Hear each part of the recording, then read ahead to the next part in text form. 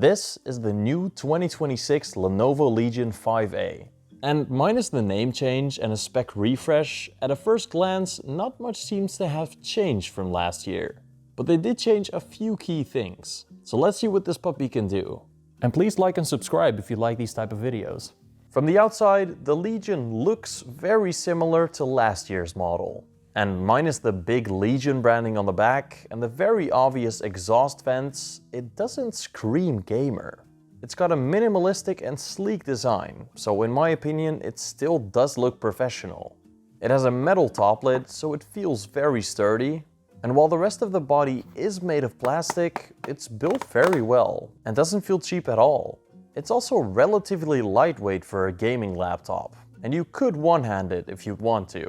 But since it still needs the cooling of a gaming laptop, it's not really the thinnest. But it does have the specs of a gaming laptop. With a brand new Ryzen 400 CPU and an RTX 5060, it should handle most workloads very well. I do think it's a bit of a bummer that it doesn't have a higher option than an RTX 5060, since it probably could handle it. But it does offer multiple processor configurations, so this Ryzen 7 isn't the fastest model. Lenovo says they want to focus on the RTX 5060 version of this laptop, so it's the best it could be, but a laptop 5070 chip is literally just a slightly faster 5060. It doesn't really use more power or get hotter. So this statement is a little bit confusing. But that GPU does have the maximum wattage for a 5060, so it should be more than fine. The Legion 5A has basically all the ports you could ever need, minus maybe an SD card slot, but it even has some ports on the back. I do wish the USB-A port on the back was instead on the left side though, since it's lacking one there. It has a pretty decently sized charger, especially with it being 245 watts. But this laptop also supports USB-C charging, so you could always bring a smaller brick with you if you'd want to. Now let's take a look at its keyboard. It is full size, so it even has a numpad on the side, which many people will appreciate. And it also has a single zone RGB backlight. There's not many customization options, and it's a little confusing to get the color the way you want it, but at least it does have the options. And it still has the same great feeling keys.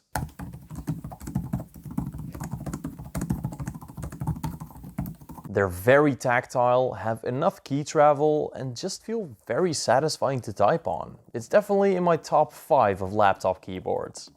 Moving down, we have its trackpad. And while I myself really don't like when trackpads are to the left of the keyboard, I constantly brush it with my palm while playing games, it is a decent size, and I don't think you'll find it to be too small. It is made of plastic, but it still feels sturdy. And the clicks themselves feel very satisfying, and honestly a bit better than last year's model.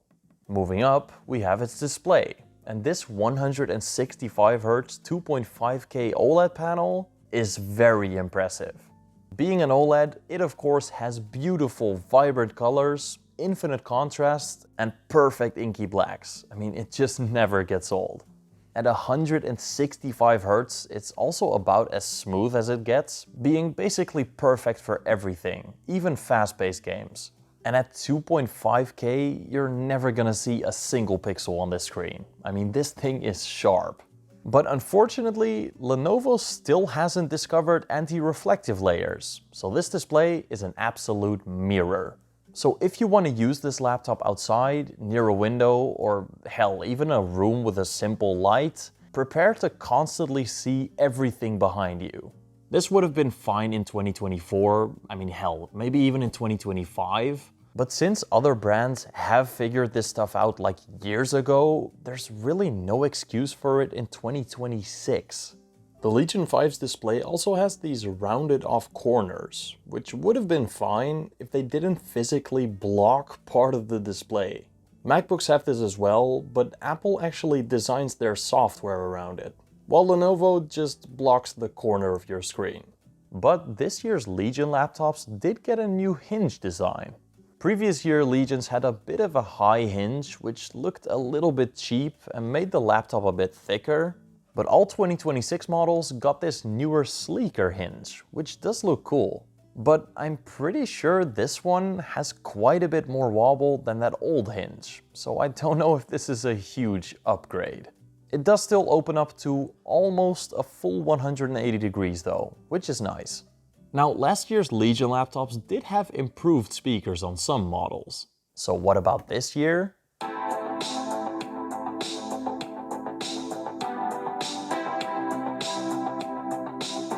Well, they do sound quite good, but I don't think they've improved from last year. They do get quite loud and sound very clear, but they're a bit lacking in bass. I just wish it had a little more. But for movies, music, or even playing games, they're pretty damn good.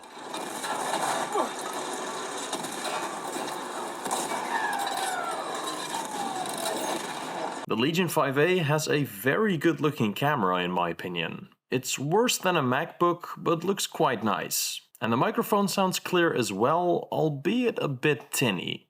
Alright, let's get to the important stuff. Performance. We already know that the RTX 5060 is quite a capable GPU, but what about that new Ryzen 400 chip? Well, in Cinebench R23, it does perform quite well in single-core performance, but its multi-core score is a bit lacking, especially compared to the competition. Well, that is because the Ryzen 7 450 is literally just a rebranded Ryzen 7 350 with slightly higher clock speeds. So the Intel version of this laptop, which actually has a new chip, is likely going to be faster than this one. As for its GPU, that RTX 5060 performs great. It shouldn't really be wattage limited, and that's obvious in these benchmarks. But benchmarks don't always show the full picture. We need to see how it performs in an actual mixed CPU and GPU workload. And this is a gaming laptop after all, so let's see how it performs in some actual games.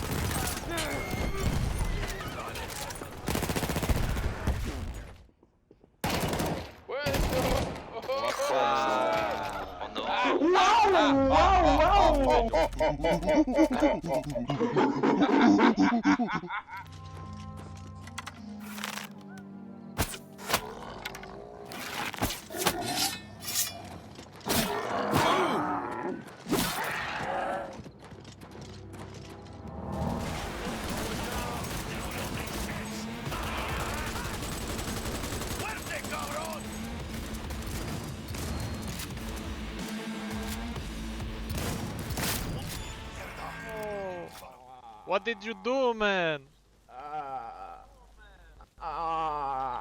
No!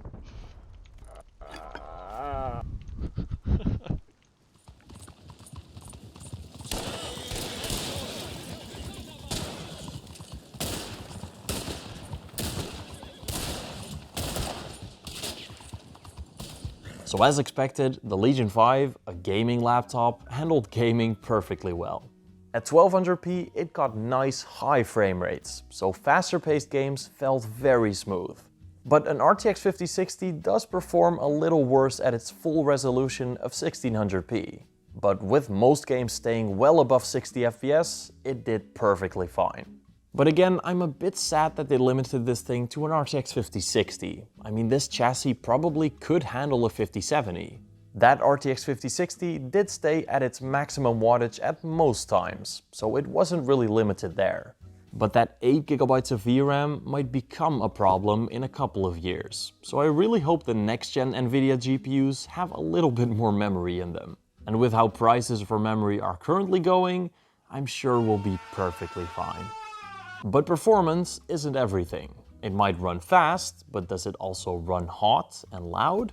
Well, in a gaming stress test, its processor did get a little toasty, reaching temperatures of up to 94 degrees Celsius. But that 5060 stayed cool very well, never going above 81 degrees, which is nice. 94 degrees isn't this processor's thermal limit, so I didn't see any thermal throttling. But if you live in a warm country or have your laptop sitting on top of your bed or something, I'd recommend giving it a little bit more airflow on the bottom of the laptop, or just buying a laptop cooler. But how loud does this thing get?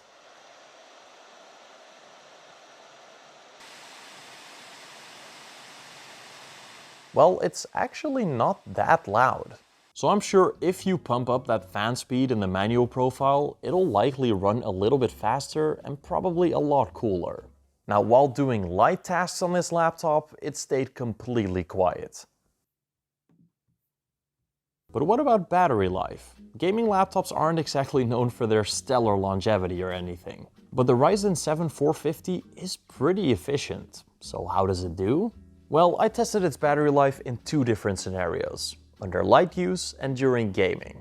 In the light use test, I played a YouTube video until its battery died, with its display at 80% brightness, at 60 Hz, and with its dedicated GPU turned off. And it actually lasted really long, at just over 10 hours.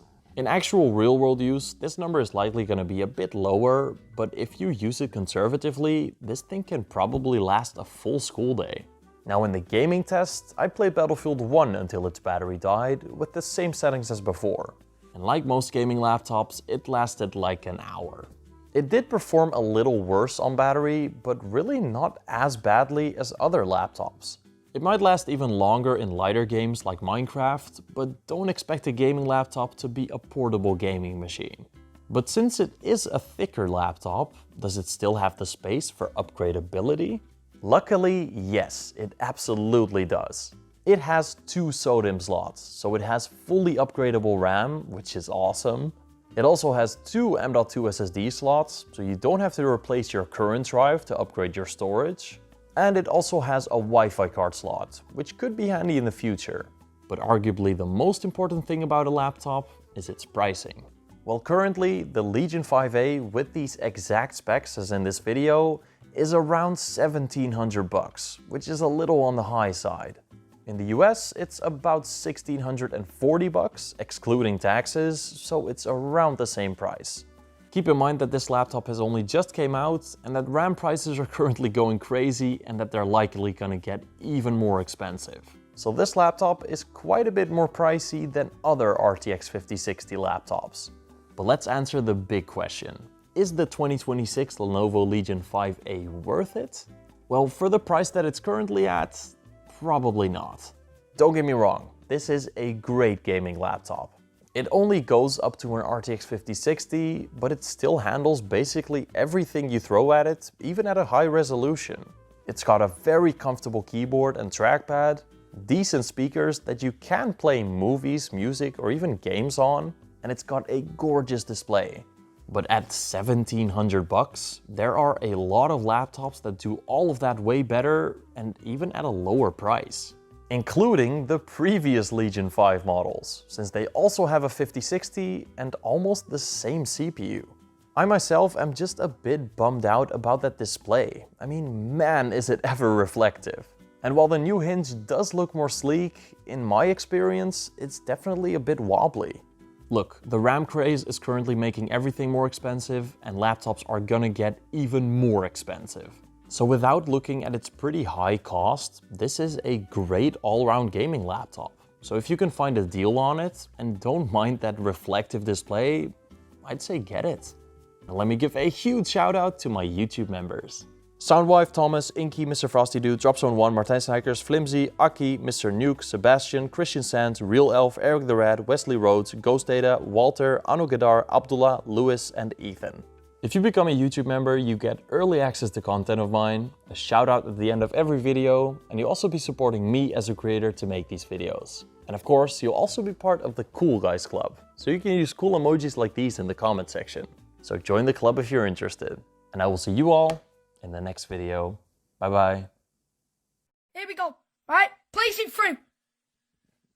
Fucking hell, ref! What the fuck?